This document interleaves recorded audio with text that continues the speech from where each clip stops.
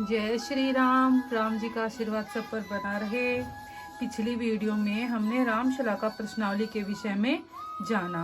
आज हम रामचरितमानस में आगे जानेंगे। देखिए, आज के समय में सब इतने व्यस्त हैं कि हम अपने शास्त्रों और पुराणों को पढ़ने का समय नहीं निकाल पाते। मेरे पास सभी के कमेंट्स आ रहे थे कि रामचरितमानस को हिंदी में पढ़ा जाए, तो सभी की भावनाओं को ध्यान में रखते हुए हम रामचरितमानस को हिंदी में पढ़ेंगे। देखिए, जब भी हम संत महापुरुषों की वाणी को ध्यान से सुनते हैं और अपने जीवन में अनुभव करते हैं तो हमारा जीवन ही बदल जाता है। जहाँ से आपको कुछ समझ ना आए तो मुझे कमेंट करके ज़रूर बताना, मैं उसको समझाने का प्रयास करूँगी। अब हम रामचरितमानस को पढ़ना शुरू करते हैं। हम सभी देवी देवताओं को नमस्कार करते हुए गुरु गणेश, भगवान शंकर जी और माता पार्वती का ध्यान करते हुए राम जी और सीता माता के चरणों में नमन करते हैं। हनुमान जी के चरणों में नमन करते हैं और वे हमें शक्ति प्रदान करें कि हम रामचरितमानस को ध्यान से पढ़ सके और समझे और अपने जीवन में अनुभव करें। और पढ़ने में हमसे कोई गलती हो जाए तो हमें क्षमा करें। माँ सरस्वती को अपने कंठ में विराजमान करते हुए हम रामचरितमानस को पढ़ना शुरू करते हैं। तुलसीदास जी कहते हैं, जिनकी माया के वशीभूत संपूर्ण विश्व ब्रह्मादि देवता और असुर हैं, जिनकी सत्ता से रस्सी में सर्प के भ्रम की भांति यह सारा दृश्य जगत सत्य ही प्रतीत होता है, और जिनके केवल चरण ही भवसागर से तरने की इच्छा वालों के लिए एकमात्र नौका है, उन समस्त कारणों पर राम कहलाने वाले भगवान हरि की मैं वंदना करता हूँ। अर्थात इसमें तुलसीदास जी कहना चाहते हैं, तुलसीदास जी इस पूरे संसार को माया का रूप कहा है। जिस प्रकार अंधेरे में एक रस्सी भी सांप के समान प्रतीत होती है और रोशनी होने पर लगता है कि ये तो मेरा भ्रम था, उसी प्रकार जब हमें भगवान की चरण शरण प्राप्त हो जाती है तो यह सारा संसार माया के समान लगता है। अनेक पुराण, वेद और तंत्र शास्त्र से सम्मत तथा जो रामायण में वर्णित है और कुछ अन्यत्र से भी उपलब्ध है, श्री रघुनाथ जी की कथा को तुलसीदास अपने अंतकरण के सुख के लिए अत्यंत मनोहर भाषा रचना में विस्तृत करते हैं, जिन्हें स्मरण करने से सब कार्य सिद्ध होते हैं। जो गणों के स्वामी हैं और सुंदर हाथी के मुख वाले हैं, वे ही बुद्धि के राशि और शुभ गुणों के धाम अर्थात श्री गणेश जी मुझ पर कृपा करें।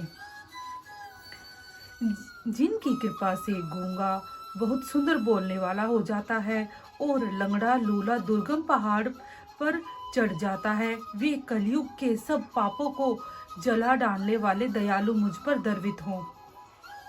जो नील कमल के समान श्यामवर्ण पूर्ण खिले हुए लाल कमल के समान जिनके नेत्र हैं और जो सदा क्षीर सागर में शयन करते हैं, वे भगवान अर्थात नारायण मेरे हृदय में निवास करे। जिनका कुंदन का अर्थ है सोना, पुष्प और चंद्रमा के समान घोर शरीर है, जो पार्वती जी के प्रियतम और सदा दया के धाम है, और जिनका दीनों पर स्नेह है, वे कामदेव का मर्दन अर्थात दुष्टों का दमन करने वाले शंकर जी मुझ पर कृपा करे। मैं उन गुरु महाराज के चरण कमल की वंदना करता हूँ, जो कृपा के समुद्र और नर रूप में श्री हरि ही हैं, और जिनके वचन महामोह रूपी घने अंधकार के नाश करने के लिए सूर्य किरणों के समूह हैं। मैं गुरु महाराज के चरण कमलों की रज की वंदना करता हूँ, जो सुरुचि अर्थात सुंदर स्वभाव, सुगंध तथा अनुराग रूपी रस से पूर्ण है। वह अमर मूल संजीवनी जड़ी है का सुंदर चूर्ण है, जो संपूर्ण भवरोगों के परिवार को नाश करने वाला है।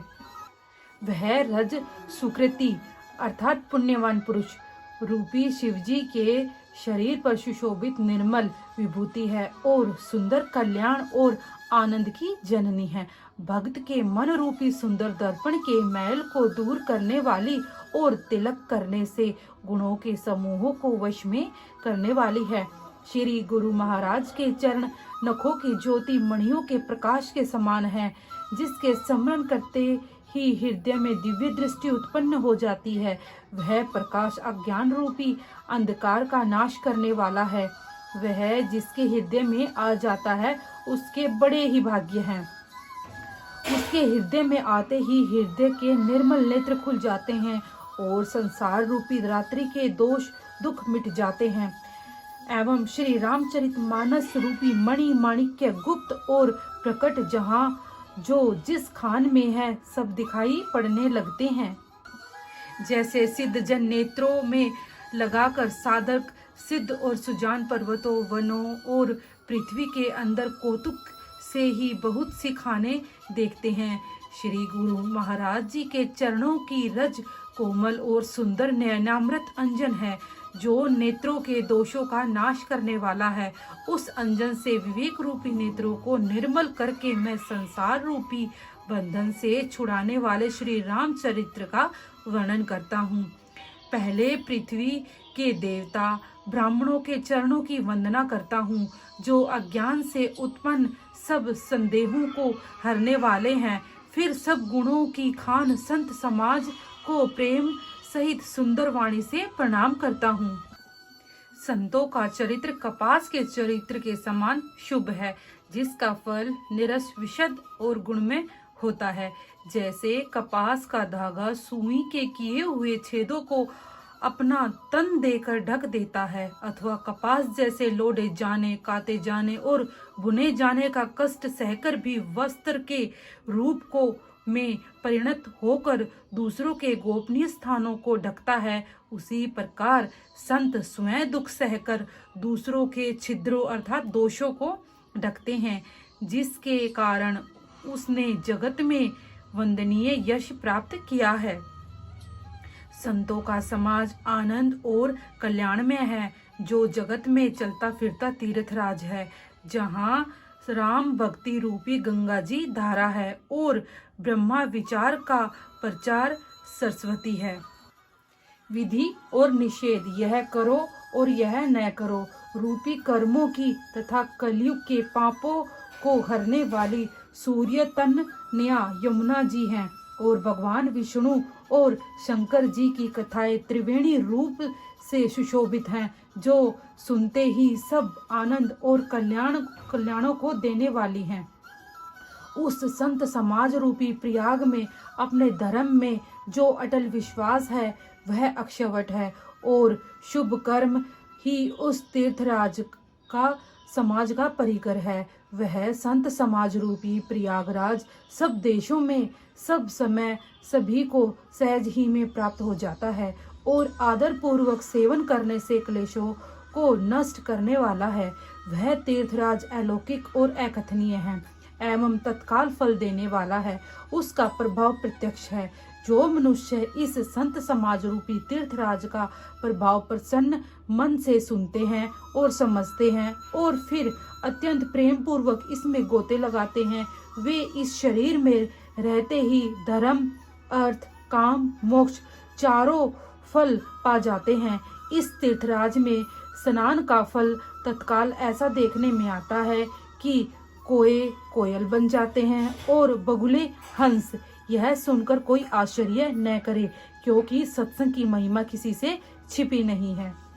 वाल्मीकि जी, नारद जी और अगस्त्य जी ने अपने अपने मुखों से अपनी अपनी होनी कही है।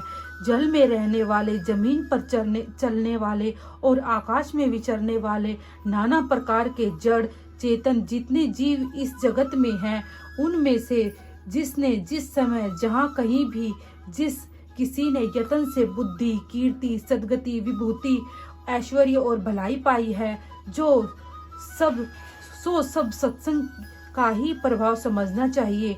वेदों में और लोक में इनकी प्राप्ति का और कोई दूसरा उपाय नहीं है। सत्संग के बिना विवेक नहीं होता और श्री राम जी की कृपा के बिना यह सत्संग सहज में मिलता नहीं। सत्संगति आनंद और कल्याण की जड़ है। सत्संग की सिद्धि प्राप्ति ही फल है और सब साधन तो फूल हैं। दुष्ट भी सत्संगति पाकर सुधर जाते हैं। जैसे पारस के स्पर्श से लोहा सुहावना हो जाता है, सुंदर हो जाता है, किंतु देव योग यदि कभी सज्जन कुसंगति में पड़ जाते हैं तो वे वहां भी सांप की मणि के समान अपने गुणों का ही अनुसरण करते हैं।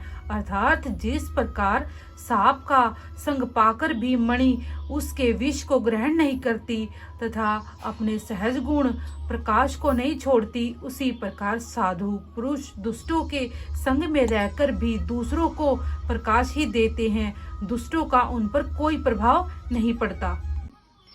ब्रह्मा, विष्णु, शिव, कवि और पंडितों की वाणी भी संत महिमा का वर्णन करने में सकुचाती है। वह मुझसे किस प्रकार नहीं कही जाती। जैसे साग तरकारी बेचने वाले से मणियों के गुण समूह नहीं कहे जा सकते। मैं संतों को प्रणाम करता हूँ जिनके चित्त में समता है, जिनका ना कोई मित्र है और ना कोई शत्रु।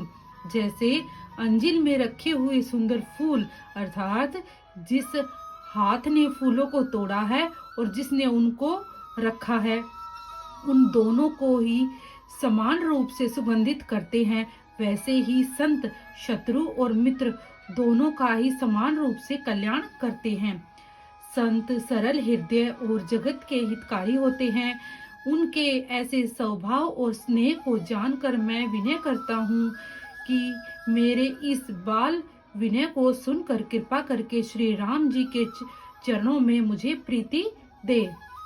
अब मैं सच्चे भाव से दुष्टों को प्रणाम करता हूँ, जो बिना ही प्रयोजन अपना हित करने वालों के भी प्रतिकूल आचरण करते हैं। दूसरों के हित हानि ही जिनकी दृष्टि में लाभ है, जिनको दूसरों के उजड़ने में हर्ष और बसने में विषाद होता है, जो हरि और हर के यश रूपी पूर्णिमा के चंद्रमा के लिए राहु के समान है। अर्थात जहाँ कहीं भगवान विष्णु या शंकर के यश का वर्णन होता है, उसी में वे बाधा देते हैं और दूसरों की बुराई करने में सहस्त्रबाहु के समान वीर हैं, जो दूसरों के दोषों को हजार आंखों से देखते हैं और दूसरों के हित रूपी घी के लिए जिनका मन मक्खी के समान है।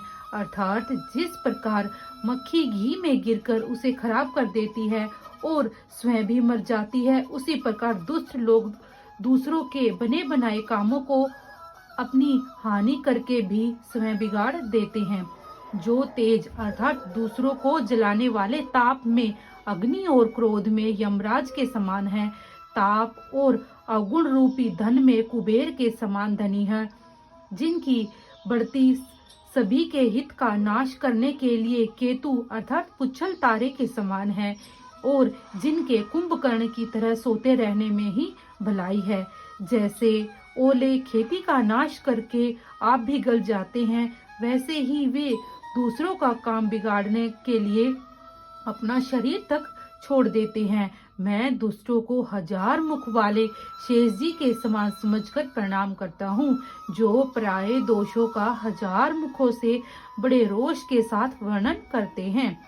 पुनः उनको राजा पृथु, जिन्होंने भगवान का यश सुनने के लिए 10,000 कान मांगे थे, उनके समान जानकर मैं प्रणाम करता हूँ, जो 10,000 कानों से दूसरों के पापों को सुनते हैं, फिर इंद्र के समान मानकर उनकी विनय करता हूँ, जिनको सुरा अर्थात मदिरा निकी और हितकारी मालूम देती है। दुष्टों की यह रीति है कि वे उदासीन शत्रु अथवा मित्र किसी का भी हित सुनकर जलते हैं। यह जानकर दोनों हाथ जोड़कर यह जन प्रेम पूर्वक उनसे विनय करता है। मैंने अपनी ओर से विनती की है, परंतु वे अपनी ओर से कभी नहीं चूकेंगे। कौओं को बड़े प्रेम से पालिए, परंतु वे क्या कभी मांस के त्यागी हो सकते हैं। अब मैं संत और असंत दोनों के चरणों की वंदना करता हूँ। दोनों ही दुख देने वाले हैं, परंतु उनमें कुछ अंतर कहा गया है।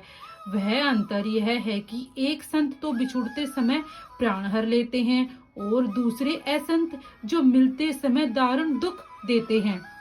अर्थात संतों का बिछुड़ना मरने के समान और दुखदायी होता है, और असंतों का मिलना। दोनों संत और असंत जगत में एक साथ पैदा होते हैं, पर एक साथ पैदा होने वाले हैं।